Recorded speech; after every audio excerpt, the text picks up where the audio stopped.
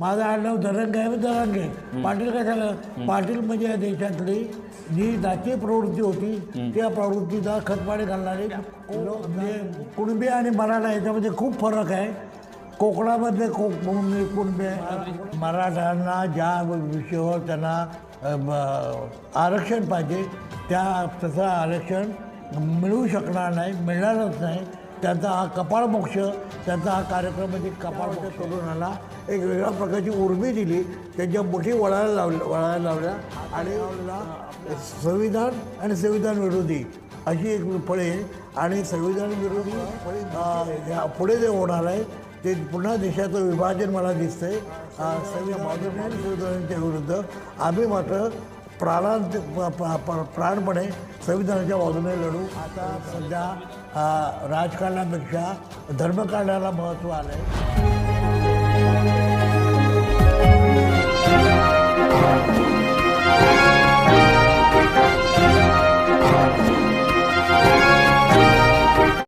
नमस्कार, लोकमित्र संवाद यात्रामध्ये आपले स्वागत आहे. आज आपल्या संवाद यात्रेमध्ये आपण अशा व्यक्तीच्या सोबत संवाद साधणार आहोत की ज्यांचे साहित्याच्या क्षेत्रात खूप मोठे योगदान आहे. तसेच ते महाराष्ट्रातील एक तत्ववेत्ते आहेत, गाढे अभ्यासक आहेत. मित्रांनो, 1956मध्ये बाबासाहेब आंबेडकरांनी समाजाला धम्म तर दिला, परंतु प्रस्थापित हिंदुत्ववाद्यांच्या डोक्यातून जात काही जात नव्हती आणि त्यामुळे दलितांवर, अस्पृश्यांवर होणारा अन्याय अत्याचार त्यांच्या दडपशाहीमुळे दडपला जात होता. त्याच काळात ब्लॅक पॅन्थर ही संघटना अमेरिकेत होती. ती संघटना अत्यंत आक्रमक होती आणि ती संघटना तेथील वंशवादाविरुद्ध लढत होती. तीच प्रेरणा घेऊन नामदेव ढसाळ, राजाभाऊ ढाले, ज.वी. पवार, अर्जुन डांगळे अशा अनेक त्या काळातल्या तरुणांनी महाराष्ट्रात देखील अन्याय अत्याचार करणाऱ्यांना जसेच तसे उत्तर देण्यासाठी अमेरिकेच्या ब्लॅक पॅन्थर संघटनेची प्रेरणा घेऊन महाराष्ट्रात ज्या संघटनेची निर्मिती केली गेली आणि ती संघटना म्हणजे दलित पॅन्थर. तर दलित पॅन्थरचे शिलेदार म्हणजे कोण? नामदेव ढसाळ, राजाभाऊ ढाले, ज.वी. पवार, भाई संगारे, अविनाश महातेकर, अर्जुन डांगळे, अरुण कांबळे, रामदास आठवले, मनोहर अंकुश, गंगाधर गाडे, एस.एम. प्रधान, बबन लवात्रे असे अनेक योद्धे दलित पॅन्थरसाठी लढत होते. मित्रांनो, यापैकी पहिल्या फळीतले जे पॅन्थर होते त्यापैकी एक पॅन्थर आज आपल्यासोबत चर्चेसाठी आले आहेत आणि ते म्हणजे जयराम विठ्ठल पवार, अर्थातच ज.वी. पवार साहेब. साहेब नमस्कार. जय भीम. जय भीम. आता मी इंट्रोड्यूस केली आपली, म्हणजे ओळख दिली, ती खरं म्हणजे ओळख द्यायची गरजच नाही आहे. ज.वी. पवार म्हटलं म्हणजे महाराष्ट्रात, संपूर्ण महाराष्ट्रात माहिती आहे. तर साहेब, बहुतांश प्रमाणात आत्ताच्या पिढीला दलित पॅन्थर या संघटनेचा इतिहास ठाऊक असेलच असं नाही, म्हणून त्यांच्या माहितीसाठी आणि त्यांना हे माहिती असणं गरजेचं आहे, कारण हा इतिहास प्रेरणादायी ठरणारा आहे. म्हणून मला असं वाटतं की पॅन्थरची सुरुवात, पॅन्थरचा उगम आणि म्हणजे आपली जी दलित पॅन्थर 17व्या दशकात जी आली, तुम्ही निर्माण केली, तर आपण आपल्या माध्यमातून जर का निर्मिती करणाऱ्याकडूनच कळतं की खरी निर्मिती कशी झालेली आहे त्याची आणि त्याचं काय मूळ कुठे आहे, उगम कुठे आहे होतं ते. त्यामुळे आपण जर सांगितलं आपल्या दर्शकांना तर बरं. जय भीम. प्रश्न असा आहे की दलित पॅन्थर ही 29 मे 1972 या दिवशी मुंबईच्या रस्त्यावर जन्माला आली. त्यानंतर तिच्यावर तितकं प्रचंड प्रमाणात साहित्य निर्माण झालं आहे सगळ्या भाषेमध्ये. माझं पुस्तक हे प्रथम मराठीत आलं, इंग्रजीत आलं आणि त्यानंतर हिंदीमध्ये मोठ्या प्रमाणात त्याचं आलं आणि साऊथ इंडियन भाषामध्ये सगळ्या भाषामध्ये त्याचं भाषांतर झालं आहे. मी आपल्या प्रेक्षकांना सांगू इच्छितो की 50 वर्षापूर्वीचा इतिहास हा आपल्या सगळ्यांना माहिती असायला पाहिजे. ती मला त्याची उजळणी करण्याची आवश्यकता वाटत नाही. तुम्ही जर जाणकार असाल, समजूत असाल तर तुम्ही ते सगळं तुम्हाला माहीत असेल. अगदी थोडक्यात सांगायचं म्हटलं तर दलितांच्यावर जे अन्याय अत्याचार होत होते त्या अन्याय अत्याचाराचा बिमोड करण्यासाठी त्या काळामध्ये अमेरिकेमध्ये जशी काळ्या लोकांच्यावर अत्याचार गोरे लोक करत होते आणि तिथं ते गोऱ्याविरुद्ध काळे लोक लढत होते, तशा प्रकारचा लढा महाराष्ट्रातला जातीयवाद्यांच्या विरुद्ध उभारला जावा या उद्देशानं आम्ही ती संघटना, मी आणि नामदेव ढसाळ याने 29 मे 1972 या दिवशी मुंबईच्या रस्त्यावर निर्माण केली. याचा एकमेव उद्देश होता तो म्हणजे दलितांना अभय देणं, दलितांच्यावर अत्याचाराचा बिमोड करणं आणि ज्या गावाला अत्याचार होत असेल त्या गावात जाऊन एक प्रकारची दहशत निर्माण करणं आणि तिथल्या लोकांना दलितांना न्याय देणं हे आमचं काम होतं. नाही बरोबर आहे, पण म्हणजे समाजाची संरक्षण फळी म्हणून तुम्ही त्याचा उपयोग करणार होता. संरक्षक कवच आमचं. आम्ही एक त्यावेळेला लोकांना असं वाटायचं की आपल्या गावात जर अत्याचार केला तर दलित पॅंथर नावाची एक मोठी टोळधाड येईल आणि आपल्या गावावर हल्ला करतील. म्हणून त्या गावच्या ज्या दोन जे महत्त्वाच्या संस्था होत्या, एक होती सरपंच आणि दुसरी होती पोलीस पाटील. या दोन्ही पोलीस पाटला दोन्ही संस्थांना त्या विरोधात बोलतं. उदाहरण द्यायचं तर एखाद्या गावात समजा दलितांची विहीर असेल आणि त्या विहिरीमध्ये मेलेलं कुत्रं टाकलं असेल आणि त्यांची अपेक्षा असेल की हे मेलेलं कुत्रं टाकलेलं म्हणजे दूषित झालेलं पाणी यांनी प्यावं अशी अपेक्षा असेल. आणि ती समजा मला कळली, मी त्यावेळेला सेक्रेटरी मुख्य होतो, मला कळली आणि मग मी ठरवलं की त्या गावात जायचं. तर सकाळी ठरवलं तर संध्याकाळच्या गाडीनं आम्ही निघायचो आणि ते निघालो की त्या गावात गेल्या आम्ही कुठून तरुण यायची मला माहीत नाही, फक्त माझे बसच्या तिकटावर किंवा रेल्वेच्या तिकटावर माझा निरोप जरी गेला तरी 5,000 ते 1,000 तरुण वळायचे. त्या गावात जायचो आणि आम्ही त्या सरपंचाला किंवा पोलीस पाटलाला त्याचीच मानगुटी पकडायचं. त्याला म्हणायचं हे पाणी पी, तुझी इच्छा आहे ना दलितांनी पाणी प्यावं तू तर. आणि आमच्याकडे जे त्या काळातले पेटलेले तरुण होते ते त्या पोलीस पाटलाला किंवा सरपंचाला ते पाणी प्यायला लावायचे. त्यामुळे असं झालं की त्या परिसरामध्ये आमचा आपोआप प्रचार व्हायला लागला की आता अशा प्रकारचा अन्याय होतो आहे तर त्याला पायबंद घालायला ही टोळधाड आहे, अशा प्रकारचं आमच्याबद्दल वातावरण निर्माण झालं. नाही हे झालं म्हणजे थोडक्यात म्हणजे संरक्षक फळी म्हणजे संरक्षक बरोबर ना.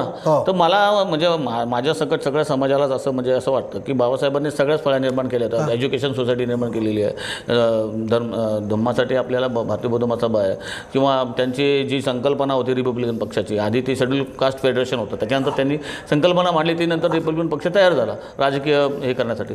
परंतु समता सैनिक दल होतंच ना, मग तुम्हाला त्यावेळी असं वाटलं म्हणजे त्यावेळेस हे ज्या सगळ्या बाबासाहेबांच्या सगळ्या संघटना होत्या या 65च्या नंतर जे बाबासाहेब जोपर्यंत जिवंत होते तोपर्यंत त्यांच्या विरुद्ध कोण आवाज करत नव्हता, कोणाची ताकदही नव्हती. पण बाबासाहेबांच्या महापरिनिर्वाणानंतर पहिला प्रतिनिधी पक्ष स्थापन झाला, तो एका वर्षामध्ये नष्ट झाला आणि मग या पक्षाच्या नेत्यांना हे विकत घेण्याचे प्रकार झाले. त्याने आपलं जी लढाऊ प्रवृत्ती होती ती गहाण ठेवली. कोणत्या सगळ्या लोक सगळे जे होते त्या काळातले महत्त्वाचे जेवढे पुढारी होते त्या पुढाऱ्यामध्ये दुफळी झाली आणि दुफळी झाल्यामुळे बाबासाहेबांची जी पोलाची संघटना होती ती नष्ट झाली आणि त्यामुळे त्या काळात तत्कालीन काँग्रेस सरकारला याला विकत घेता आलं आणि हे सगळे अशा प्रकारे एक प्रकारचं षंड प्रवृत्ती निर्माण झाली होती. समाजामध्ये लढण्याची प्रवृत्ती नष्ट झाली होती. त्यामुळं तिच्या विरुद्ध आम्ही लढत होतो आणि आम्ही त्यावेळच्या तरुणांना एक वेगळ्या प्रकारची उर्मी दिली, त्यांच्या मुठी वळायला लावल्या आणि आपल्या आया बहिणींच्यावर जे अन्याय होते, त्यांच्यावर बलात्कार होते, त्याच्याविरुद्ध आम्ही लढायला प्रवृत्त केलं. हे रिपब्लिकन पक्षाचं सांगितलं ना सर तुम्ही, पण मी म्हटलं की समता सैनिक जर होतं ना, मग आपल्याला असं वाटलं नाही का समता सैनिक दल हे स्वतंत्र नव्हतं, ते रिपब्लिकन पक्षाच्या अंडर होतं. त्यामुळे त्यांचं एकच काम असायचं, ज्या मोठ्या वक्त्याची किंवा नेत्याची प्रचारसभा असेल तेव्हा त्यांना सलाम ठोकणं किंवा त्या तट्या बेट्या असतील त्या उचलणं एवढं त्यांचं काम होतं. ते समतेचे सैनिक होते, पण त्यांच्याकडे ते बाबासाहेबांनी प्राणयज्ञ दलापासून सुरुवात केली. समता सैनिक दलाचं पहिलं नाव प्राणयज्ञ दल होतं. प्राणाचा यज्ञ द्या अशी बाबासाहेबांची त्यावेळी इच्छा होती, परंतु हे सगळे फक्त सॅल्यूट घालण्यापुरते झाले. त्यामुळे आम्ही त्यांच्या विरुद्ध उभं राहिलो. म्हणजे समता सैनिक दलाच्या विरुद्ध उभे राहायचं म्हणजे नाही, समता सैनिक विरुद्ध नाही. समता सैनिक दलच एक प्रकारे त्या रिपब्लिकन पक्षाच्या नेत्यांना विकलं गेलं होतं किंवा त्यांच्या अधीन झालं होतं. त्यांच्यामध्ये लढायची प्रवृत्ती राहिली नव्हती. म्हणून तुम्ही ही संघटना, मग ती संघटना वाढत कशी गेली अशी?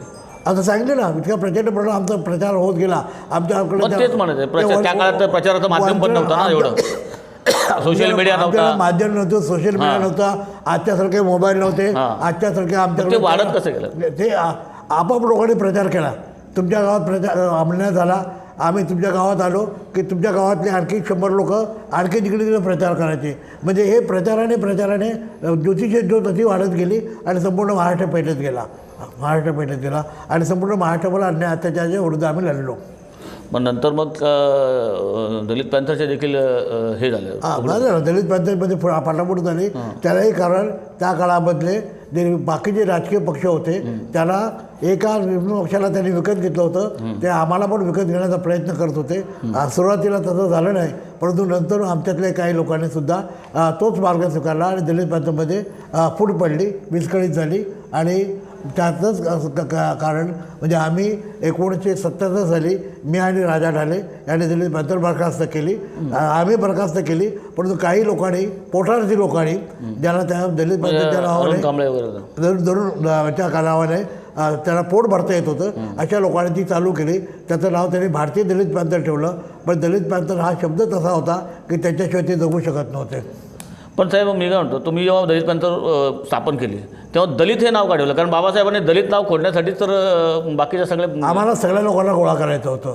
देशातला अत्याचार होत होता तो केवळ बौद्धांच्यावर होत नव्हता, तो अत्याचार इथल्या मागासलेल्या मातंग ढोर वगैरे नाही अस्पृश्यांच्यावर होत होता. बाकीच्या अत्याचार होत होता. जे मंदिरात जाऊ शकत नव्हते, जे ज्याला ग्रंथ वाचण्याची परवानगी नव्हती, अशा अस्पृश्य लोकांच्यावर होत होता. आणि त्या सगळ्या अस्पृश्य लोकांची आम्हाला एकत्रीकरण करायचं होतं. म्हणून आम्ही दलित हा शब्द घेतला. दलित म्हणजे ऑपरेट डिप्रेस बाबासाहेबांच्या भाषेत. पण बाबासाहेबांनी आपल्या दलितांना एक नवीन ओळख दिली होती जाता जाता. म्हणजे त्यांच्या हयातीत शेवटचं कार्य त्यांचं ते होतं, ते आपल्याला धम्म दिला होता. बाबासाहेबांनी बौद्ध धर्माबद्दल केलं ना. बाबासाहेबांनी बौद्ध धर्माबद्दल हे केलं. त्यांनी आयुष्यात बौद्ध धर्माचाच मी प्रचार करेन हेही त्यांनी सांगितलं. परंतु म्हणजे इथून पुढे माझं आयुष्य. परंतु प्रत्येक माणूस हा आपल्या स्वतःच्या धर्माला जास्त महत्त्व देणार आहे. हिंदू प्रवृत्ती एवढी बळावलेली होती की आम्ही हिंदू आहोत, हिंदूचा आम्हाला अभिमान आहे असे जे लोक होते तरी त्यांच्यावर अन्याय होत होता. त्या जे असे स्वतःला हिंदू म्हणून येण्याचे अभिमान होते त्या सगळ्या लोकांना गोळा करणं हे आमचं काम होतं. आम्ही ते केलं. नाही मी काय म्हटलं की बाबासाहेबांनी शेवटचा आपल्याला जो धम्म दिला त्यावेळेस बाबासाहेब म्हणाले होते की आता माझा इथून पुढे प्रवास जो राहील. मी सांगितलं ना तुम्हाला, बाबासाहेब म्हणलं ना माझं आयुष्य पुढे बौद्ध धर्माचं ते असेल. परंतु अन्याय अत्याचाराला ज्या बुद्धाच्या तत्त्वज्ञानाने विरोध करता येतं ते बुद्धाचं असं म्हणणं होतं की जे आवश्यक असेल तेव्हा तुम्ही हे पण करा, आवश्यक असेल तर हिंसा करा असं. म्हणजे गांधींसारखं नव्हतं एका गालावर मारला की दुसरा गाल पुढे द्यायचा, ही प्रवृत्ती नव्हती. बाबासाहेब हे संपूर्ण आयुष्य लढ्याचं होतं आणि म्हणून आम्ही तो लढ्याचा मार्ग स्वीकारला. म्हणजे थोडक्यात म्हणजे बाबासाहेबांना अभिप्रेत होतं की जिथे अन्याय होईल तिथे आपली अशी संरक्षक पळी पाहिजे, म्हणून बाबासाहेबांनी समता सैनिक दल केलं. परंतु समता सैनिक दल हे RPI रिपब्लिकन पक्षाच्या अंडर असल्यामुळे तुम्ही ते केलं नाही, बरोबर. परंतु आत्ताची पिढी जेव्हा दलित पॅन्थरचा त्या काळचा इतिहास वाचते तेव्हा बहुतांश आंबेडकरीवादी जनतेचा रोष पाहायला मिळतो आणि ऐकायलाही मिळतो की समाजाच्या संरक्षणासाठी बाबासाहेबांनी दिलेली संघटना म्हणजे समता सैनिक दल याचा विस्तार करून त्यामार्फत समाजावर होणारा अन्याय दूर करता आला असता, परंतु तसे होताना दिसले नाही आणि तसे झालेही नाही. असो साहेब, बहुजन वर्गावरती अन्याय अत्याचार तर आजही होत आहेत आणि आता तर एक नाही अनेक पॅन्थरच्या संघटना आहेत. मग जसं तुम्ही दिलं तसं आता काय देऊ शकतो? आताही अत्याचार होतच आहेत आणि अत्याचार होतात ना, अजून पण चालू आहेत अत्याचार होतात. आता अत्याचार झालं की माझ्यासारखं ते फोन खणाळतात. मी त्यांना सांगतो की तुम्ही लढायला तयार व्हा. आजची पिढी ही आमची आंबेडकरी समाजातली पिढी आहे, ती जास्त ते आता स्वार्थी झालेली आहे आणि ती काही प्रमाणात निस्वार्थी तरुण आहेत, नाहीच नाही, परंतु मोठ्या प्रमाणात ती निस्वार्थी झाले आणि त्यांना राजकारणाचं जास्त आकर्षण आहे. त्यांना लवकर मंत्री व्हायचं असतं, त्यांना सत्तेमध्ये जायचं असतं आणि जे सत्तेमध्ये जाऊ इच्छितात त्यांच्याकडून काही अपेक्षा मी करत नाही. परंतु नवीन तरुण मात्र या बाबतीमध्ये जागरूकपणे कामाला लागले. ठीक आहे, जुने पुढे तुम्ही बोलता त्याप्रमाणे जुन्या नेत्यांच्या संदर्भात सोडून द्या तुम्ही ते सत्तेसाठी, परंतु आता नवीन जे उदयास येणार आहे त्याच्यासाठी काय करावं लागेल? त्यांनी बाबासाहेब वाचला पाहिजे. फक्त बाबासाहेब फुले यांचं वाचन केलं तर तरी देखील पुरेसं. ते आपोआप ते बाबासाहेब वाचल्यानंतर त्यांच्या पुन्हा एकदा धमनीमध्ये रक्त सळसळेल, पुन्हा एकदा त्यांच्या मोठ्या. शेवटचा फक्त 2 प्रश्न की एक असा की आत्ताची जी सामाजिक परिस्थिती त्याच्याबद्दल काय सांगाल तुम्ही? सामाजिक परिस्थिती म्हणजे आता जे विशेषतः संविधानाच्या विरुद्ध जे वातावरण तयार झालं आहे या संविधानाच्या बाजूने आता हे देश 14 ऑगस्टला आणि 15 ऑगस्ट 47ला दुबंगला गेला होता, तो धर्माच्या नावाने गेला होता. आता यावेळेला संविधान आणि संविधान विरोधी अशी एक फळी आहे आणि संविधान विरोधी फळी मोठी आहे. संविधानाच्या बाजूचे लोक कमी आहेत आणि त्यामुळं या पुढे जे होणार आहे ते पुन्हा देशाचं विभाजन मला दिसतंय. संविधानाच्या बाजूने आणि संविधानाच्या विरुद्ध आम्ही मात्र प्राणपणे संविधानाच्या बाजूने लढू एवढं. म्हणजे संविधान वाचलं तर आपण वाचणार आहे सगळे. संविधानाच्या या देशातला सगळा बहुजन वर्ग संविधान वाचलं. पण त्यासाठी तुम्ही काय सांगाल बहुजन वर्गाला? त्यासाठी बाबासाहेबांचा जो संविधानाचा जो विचार आहे संविधानामध्ये दिला आहे. आज देशाची राष्ट्रपती होऊ शकते ते केवळ संविधानामुळे होऊ शकते. या संविधानाचा प्रचार हा जातीयवादी मंडळींच्या त्याच्या पहिल्यापासून ते विरोधी होते, आजही विरोधी आहेत. त्यामुळे त्याच्या संविधानाच्या बाजूने उभं राहणं हे आमचं काम आहे, ते आम्ही करतो आहे. एक राजकीय संदर्भात प्रश्न आहे की सध्याची राजकीय परिस्थिती काय वाटते तुम्हाला महाराष्ट्रातली? महाराष्ट्रातली राजकीय परिस्थिती अशी आहे की आता सध्या राजकारणापेक्षा धर्मकारणाला महत्त्व आलं आहे. ते धर्मकारण इतकं बळकट झालं आहे आणि सत्ताधारी माणसं ही धर्माचे ज्यांनी घेतले आहेत त्यांनी त्याचं घेतलं आहे, त्यांचा पाठिंबा घेतला, असेच लोक आता राजकारणात आहेत आणि त्यामुळे म्हणजे धर्माचा सहारा घेऊन आता धर्मशक्ती आहे. आता लोकशाही नाही, आता धर्माची शक्ती आहे. एक वाद चालू आहे आता सध्या ओबीसीचा आहे, मराठा समाजाचा आहे, बरोबर. त्याच्यावर एक प्रश्न असा की जरांगे पाटलांनी जो उपोषण चालू केलं त्याच्यानंतर सगळे मंत्री भेटायला गेले, त्याला सगळं झालं आणि विरोधक पण भेटायला गेले.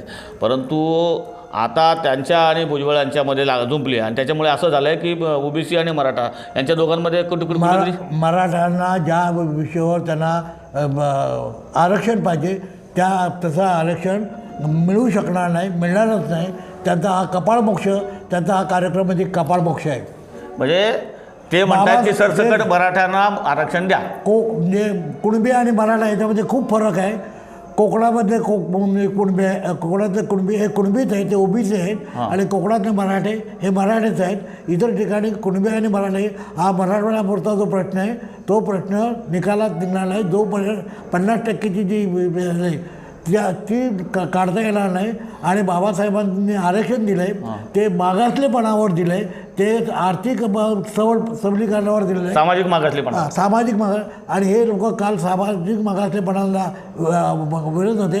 हे ना तो जर असेल तर एका वेळेला तो पाटील का म्हणतो स्वतःला, बरोबर, तो पाटील का म्हणतो? त्याने म्हणायचं माझं आडनाव धरंगे आहे, मी धरंगे. पाटील कशाला? पाटील म्हणजे या देशातली जी जातीय प्रवृत्ती होती त्या प्रवृत्तीला खतपाणी घालणारे जात म्हणजे मराठा जात, आणि त्या मराठाला जिकडे तिकडे पाटील असं म्हटलं जातं.